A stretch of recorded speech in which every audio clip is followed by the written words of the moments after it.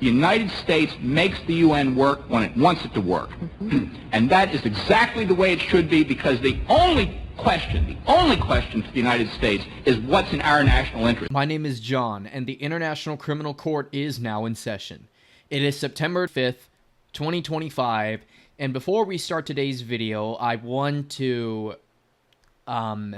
mention that I went on some sort of a semi-break for a while because I haven't basically posted all week until now, but I'm back. And before I get started with today's updates, I want to talk about the future upload schedule. So, as all of you know, I uploaded once a week. That's what I did for a very long time. But seeing how things are starting to unfold as of late, I'm going to start making a video every, 3 days. Now, I cannot guarantee that I'm going to be doing this forever because, to be quite honest with you guys, it's an experiment just to see if I can not only keep up with the new schedule, but also, in addition, to see if my viewers and subscribers would like it, in addition to it rising. So yeah, bear with me. But anyway, let's look at the situation on the front line, shall we? And by the way, before we also get started, once again, I am using my map. This is not the Syriac map, this is my map, because he's a little behind. Now, let's start off with the Zaporozhye region. The Russians are still contesting for Stepnogorsk. And also, there was a report that the Russians have broken out of Robotine and are advancing on the village of Novodanilivka. There's also a report of clashes in the village or the outskirts of Mala Tokmachka, but nothing is assured yet. Now, moving east towards the Dnipropetrovsk direction. There has been a lot of debate regarding the control of all these villages here. Tolstoy, Andriivka, Kalevstove, aka Iskra, and Zeleny Gai, and Oleksandrohad. A lot of debate regarding who controls which village here and there. But after Anatoly Radov's recent post today, and doing a little bit of thinking to myself, I've came to the conclusion that for now, the Russians do have control over Tolstoy, Iskra, and Zeleny Gai. They do control these villages, and Oleksandrohad. Because how else would they be able to enter the Dnipropetrovsk region? But let's also be honest, they're not going to cross here, at least for now, because the logistics are completely a disaster in this area, so it wouldn't make sense for the Russians. And also, I decided not to color the very areas that would go to the Volcha River. Instead, I'll keep this all as a gray zone. But as far as I know, the Russians do control these villages here, and southwestern Donetsk, as of late, has recently been all captured by the Russians. The village of Komi-Shuvaka has fallen to Russia. In addition, it has also now been confirmed for a fact that Vorony, Kurshi, and Novoselivka have all fallen to the Russians. So when you take this into account, in addition to these other two villages down here, the Russians control around, 1, 2, 3, 4, 5, 6, 7 villages here in this direction. So 1, 2, 3, 4, 5, 6, 7 villages. And also, there's reports that Sosnovka is being contested too right now, and it shouldn't really be that difficult on paper. It's very small. It seems to me right now that the Russians are aiming to take the, sizable village of Veliki Komikhalivka. Now, the importance of this village is that it would give the Russians a ticket to the other side of the Volcha River. It would not only improve their logistics in the Dnipropetrovsk direction, well, at least in this part of Dnipropetrovsk, but also it would allow them to deal with the areas that are across from Iskra, so that Ukrainian counterattacks never become a thing ever again for them in this direction. And also, by taking Veliki Kamykhalivka, Pokrovsky and Alexandrovka are wide open to the Russians. In addition, they can also start advancing towards this highway that eventually would lead to the town of Prusiana. It does have a few Khrushchevkas, like apartment commie blocks here, but otherwise, it's not really too big. It's sort of like a slightly bigger version of Orcharitine in Donetsk. But yeah. So as far as I know, it looks very likely that as part of the fall/autumn campaign in 2025, the Russians are going to take a lot of settlements, like a lot of villages in the Dnipropetrovsk region. And I do see this, as I said many times, as part of their greater offensive towards the town of Gulaipol, which is down here. Now, let's move on. But yeah, southwestern Donetsk is taken care of, and Russians are advancing quite well in Dnipropetrovsk region. Now, there's conflicting reports regarding the village of Dachny in Dnipropetrovsk, but nothing has been confirmed yet. Same with Filia, and also we don't know what's going on in the direction of Novopavlovka. Moravka is still contested. There's still no winner yet for that village, which is insanely absurd at this point.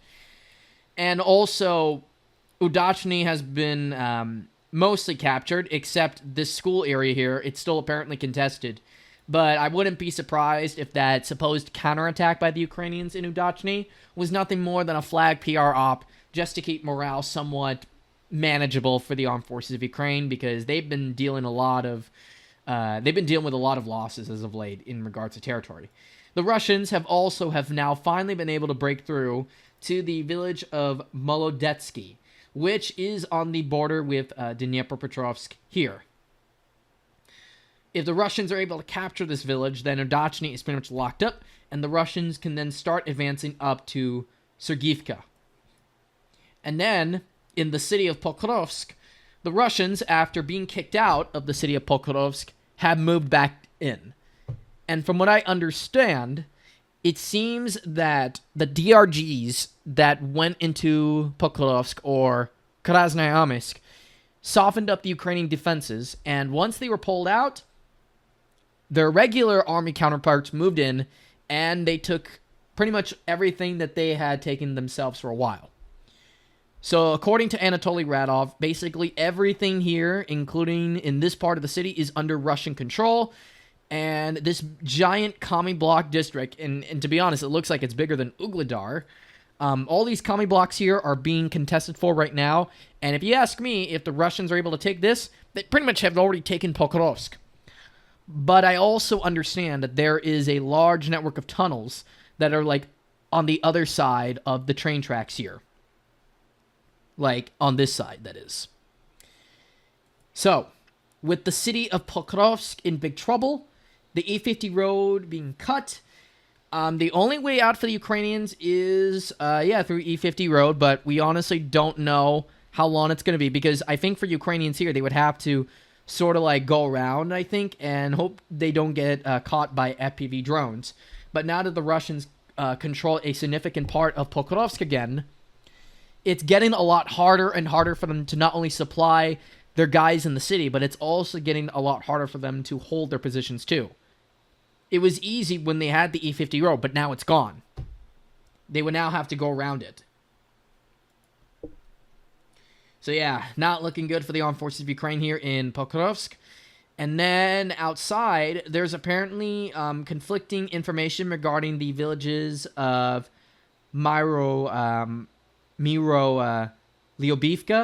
and Mykolaievka, and even some reports of clashes in Novokinomichne, but there's nothing confirmed just yet. I'm also going to keep this area in a gray zone just to play things safe, but I do understand there are heavy clashes right now. No updates coming from the town of Densky. Ukrainians have confirmed to have counterattacked and have apparently retaken a good chunk of the village of Nikanorovka back, and are also preventing the Russians from taking Nove Shakove too. But again, there's nothing to confirm AFU progress. Volodymyrivka, which I painted under Russian control, is in the gray zone, so it's contested. Russians, though, are advancing north of Poltavka, so perhaps all these efforts by the AFU could be in vain. In the Konstantinovka direction, the Russians, from what I understand, have not taken full control yet of the village of Klibon-Buk. It is still a gray zone / contested area, and this entire pocket here is not under Russian control too. It's all still contested.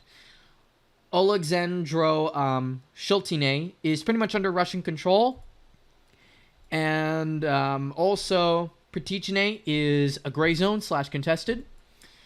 And there's also reports that outside of the town of Chazov Yar, Markove and Novo Markove are gray zone or contested areas. It is possible that the Russians have taken control of them, but we don't have anything to really confirm it yet. In the Siversk direction, the Russians have reportedly taken control of the village of Fedorivka, though we don't have enough information to confirm those claims, so I'm keeping a chunk of it under Ukrainian control, like most of it, that is. But in the village of Pirizhny, it appears the Russians have taken full control of it, and as a result, they're just one village away from entering the town of Siversk. So all there's left is the village of Zvanivka, and yeah, that's it. They're already in Siversk. Nothing much going on in the Lugansk region, like north of Serebryanka, but in the direction of Liman, we got a lot of news here. So after the victory of the Russian army in Torske, Russians have not only crossed the river, but they have now taken control of over half of Zarachny. If the Russians take this village, then Liman is wide open again. The Russians are going to definitely enter the city, and Ukrainians probably won't be able to hold on. But yeah, the Russians have crossed the Zerabets River and have taken control of over half of Zarachny.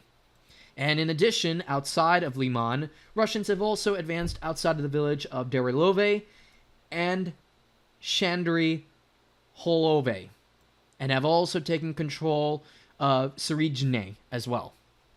So yeah, a lot of these fields are being taken by the Russians in droves, and it's also very probable that the village of Stavki is going to be contested soon in the coming days, if not weeks from now. But also keep an eye on these. There's going to be probably a sizable battle for Drobyshivi, definitely for sure. And once the Russians take this, then Liman is wide open. Like, nothing will stop them at this point. There's also a report that outside the village of Kolodyazi, the Russians are about to take the farming village of Myerne. But we don't know if the Russians have been able to take it or contest for it just yet. But it's very probable at this point it's probably going to fall quickly without that much of a fight. And then in the Kupyansk direction, or the Borova direction in the Kharkov region, the Russians have advanced outside of the villages of Malivka and Drivka and Ulihivka. So not the Kupyansk direction, but the Borova direction, as I said. My apologies. But now, moving in the Kupyansk, going into the Kupyansk direction. Sorry about that again. The Russians have taken basically the entirety of the northern part of the city of Kupyansk. A recent video provided by the Russian Ministry of Defense has shown that a Russian soldier was just outside of the Central Rada building, which is their city hall, within Kupyansk. The building itself is not in good shape. It looks like it got machine gunned or artilleried to death, though it seems like the main structure of it is fine. But as far as I know, the Russians have established majority control over the industrial zones of Kupyansk and are supposedly fighting right now for these Nikita Khrushchev-era commie blocks here. So all these areas within the city center are being fought for right now, but we don't have any more information other than, yeah, Ukrainians are definitely running out of time here. After they declared Moskovka liberated, they then put it back in the gray zone, and then what do you know, information comes out from the pro-Russian side that northern Kupyansk has fallen to Russia. Epic fail, if you ask me. Sobolivka is still contested, or in a gray zone. And yeah, that will do it for the city of Kupyansk. Russians have also taken these forests here outside of the village of Sinkovka. And yeah, that will do it for this front. There were some advances outside, of course, in this area here, according to Deep State, but nobody really cares about that, because unless they really start advancing here, nobody's really going to pay attention to it. And also, it looks like the Ukrainian counteroffensive in the Sumy region has petered out. So yeah, folks, that's going to do it for today's video. So tell me what you think in the comment section below, what you think of the recent updates that I provided. Tell me, in addition, what you think is going to happen next for the rest of September. And yeah, I'll see you all guys next time, and I hope you all stay safe. Take care, and peace out. Bye.